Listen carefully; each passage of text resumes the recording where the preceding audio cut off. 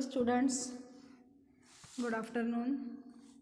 मैंने कल आपको महिला आश्रम का स्वाध्याय दिया था। मुझे लगता है आप लोगों ने कर लिया ही होगा। यदि नहीं किया होगा तो मैं आपको एक बार समझा कर देती हूँ और आपको उस ढंग से आपको करना है, ठीक है। तो पहला प्रश्न आपको दिया है, संजाल पूर्ण कीजिए। क्या दिया है आपको? संजाल पूर्ण कीजिए। पहला प्रश्न में आपको दिया है गुलदाउदी की विशेषता। क्या दिया है आपको? गुलदाउदी की विशेषता। तो गुलदाउदी के अंदर आपको लिखना है कि यह फूल किस ढंग का है और कैसे है, कैसे समय पे आता है। ये पूरी विशेषता वो पैराग्राफ ही दिया है आपको, उसके अंदर आपको देखकर लिखना है। पहला आप लिख सकते हैं सर्दी के मौसम में फूलने वाला फूल। क्या लिखेंगे आप? सर्दी के मौसम में फूलने वाला फूल। दूसरा आप लिख सकते हैं इसकी कलियां महीनों तक नहीं खिलती। इसकी कलियां महीनों तक नहीं खुलती। तीसरा लिख सकते हैं आप एक एक पंखुड़ी करके खिलती है। कैसा खिलता है ये फूल? एक एक पंखुड़ी करके खिलता है। और चौथा है ये फूल बहुत दिन तक टिकते हैं, जल्दी मरता नहीं है, बहुत दिन तक इसका फूल रहता है। वहाँ पर पेड़ के ऊपर खूब दिन तक ये फूल रहता है। इस प्रकार से इसकी 4 विशेषताएं आपको लिखना है। आया समझ में? ध्यान में आ गया? दूसरा प्रश्न आपको दिया है कारण लिखिए। काका जी ने कंपास बॉक्स मंगा कर रखा। क्या प्रश्न दिया है आपको? काका जी ने कंपास बॉक्स मंगा कर रखा। काय के लिए मंगा कर रखा था? क्योंकि काका जी को तारों के नक्शे बनाने थे। क्योंकि काका जी को तारों के नक्शे बनाने थे, इसलिए कंपास बॉक्स मंगा कर रखा। दूसरा प्रश्न आपको दिया है कि आपका प्रश्न है दूसरा, लेखक ने फूल के गमले अपने पास से निकाल दिए। क्यों निकाले फूल के गमले अपने पास से? क्योंकि काका जी के पास वाले गमलों में लगे फूलों के पौधे सूख गए थे, इसलिए काका जी ने फूल के गमले अपने पास से निकाल दिए। हाँ, समझ में आया? दूसरा प्रश्न में का दूसरा उत्तर, ठीक है। अब तीसरा दिया आपको प्रश्न, जिन्हें ता प्रत्यय लगा हो ऐसे शब्द पाठ से ढूंढकर उन प्रत्यय साधित शब्दों की सूची बनाइए। इजी प्रश्न है, एकदम सोपा प्रश्न आपको दिया गया है। जैसा मानव को ता लगा, मानवता, कुशल प्लस ता, कुशलता, उत्कृष्ट प्लस ता, उत्कृष्टता, एक प्लस ता, एकता। इस प्रकार के आपको वहाँ पे 4-5 शब्द किताब में से पाठ में से पढ़कर लिखना है। समझ में आया? उसके बाद का आपको प्रश्न दिया है चौथा प्रश्न, आश्रम के नियम क्या थे? वो आश्रम के नियम आपको वहाँ पर लिखना है। क्या नियम दिए थे आश्रम के? बताओ। आश्रम का पहला नियम था आश्रम की व्यवस्था या संचालन में पुरुष का संबंध नहीं होगा।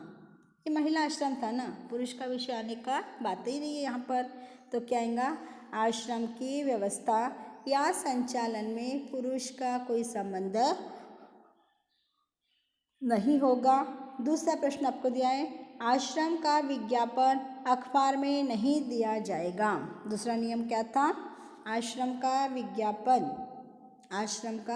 विज्ञापन कोई भी अखबार में नहीं दिया जाएगा। तीसरा प्रश्न था आश्रम के लिए पैसे मांगने नहीं जाना है। तो कैसे आश्रम चलेगा?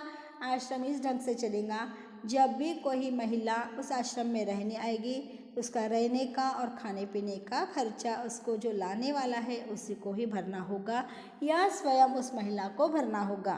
तो इसको पैसे मांगने की कोई बात ही नहीं है। और चौथा दिया है आश्रम को सभी धर्म मान्य होंगे। कोई प्रकार का धर्म उसके अंदर ऊंच नीच भेदभाव वाला नहीं होने वाला है। इस प्रकार से हमने 4 प्रश्न देखे हैं और चारों प्रश्न मैंने आपको समझा कर दिए हैं। अब इसके अंदर प्रश्न दूसरा है, तीसरे में पाठ में प्रयुक्त पर्यायवाची शब्द लिखकर उनका स्वतंत्र वाक्य में प्रयोग किया करो। जो आपने 4 वाक्य लिखे, 4 शब्द बनाए हैं ना, कौन से बनाए आपने? मानव, कुशल, उत्कृष्ट और ता। एक, ये चारों जो शब्द बनाए हैं इस वाक्य के प्रयुक्त पर्यायवाची शब्द लिखो, इनका प्रयुक्त शब्द लिखो। मानव, मानव का मूल क्या बोल सकते हैं, मनुष्य बोल सकते हैं। तो उस प्रकार से उसके वाक्य में प्रयोग करते आपको आना चाहिए और आपको करना ही है। ठीक है, समझ में आया? इस प्रकार से आपको इसके वाक्य में प्रयोग भी करना है। समझ में आया क्या यहाँ तक? अब अगला प्रश्न आपको, पत्र लिखने का सिलसिला सदैव जारी रहना चाहिए, इस संदर्भ में अपने विचार लिखिए।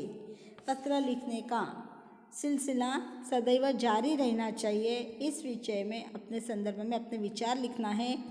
मैं थोड़ा सा बता देती हूँ, बाकी का आपको लिखना है। हर युग में पत्रों का बहुत महत्व हुआ करता था। प्राचीन काल में राजाओं महाराजाओं के यहाँ विचारों के आदान प्रदान के लिए पत्र वहन की एक अपनी व्यवस्था थी। कबूतर जैसे पक्षी के माध्यम से भी पत्र भेजने का उल्लेख मिलता है। आम जनता के पत्र भेजने की सरकारी व्यवस्था थी। सरकारी हर कार्य दूर दराज के क्षेत्रों में पत्र पहुंचाने के लिए घोड़े, ऊंट और आदि जानवरों का प्रयोग करते थे। पहले काल के समय पे ऊंट घोड़े पर बैठकर यहाँ से पत्र वहाँ ले जाते थे। आधुनिक काल में अब क्या हो रहा, डाकघर आ गए।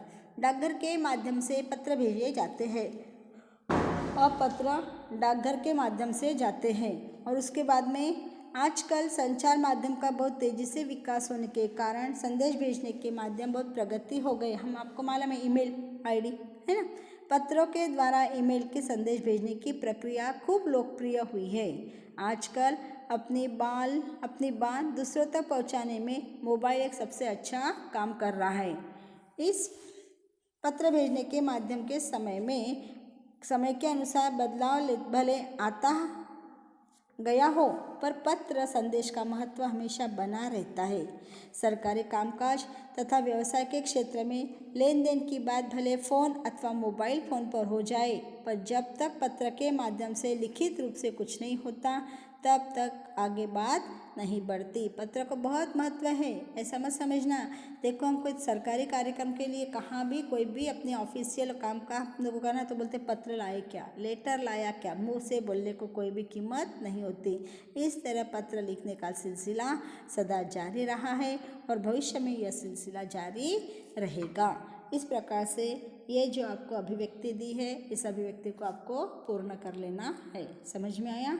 जितना आज आपको समझा दिया इतना आपके नोटबुक में मुझे दिखना ही चाहिए। 2-4 दिन बाद में अपनी स्कूल फिर से रेगुलर होगी और मैं आपका नोटबुक फिर से देखूंगी। समझ में आया? इतना वर्क करना है, बाकी का अगले पीरियड में और समझा दूंगी आपको। ओके? आपका काम क्या है? नोटबुक में पूरा वर्क लिखना है और मुझे बताना है। इतना करना आपका कार्य है।